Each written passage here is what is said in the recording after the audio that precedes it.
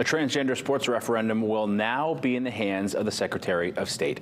The Citizens Initiative was introduced by Protect Girls Sports in Maine.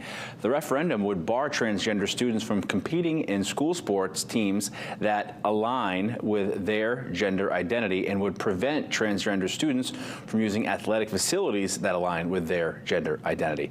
A presiding officer has ruled that the proponents of the referendum, an act to designate school sports participation in facilities by sex, has too many invalid signatures. According to an email by the Secretary of State's office, Secretary of State's office, Shetta Bellows, she will make a final decision on Tuesday whether or not it will appear on the November ballot.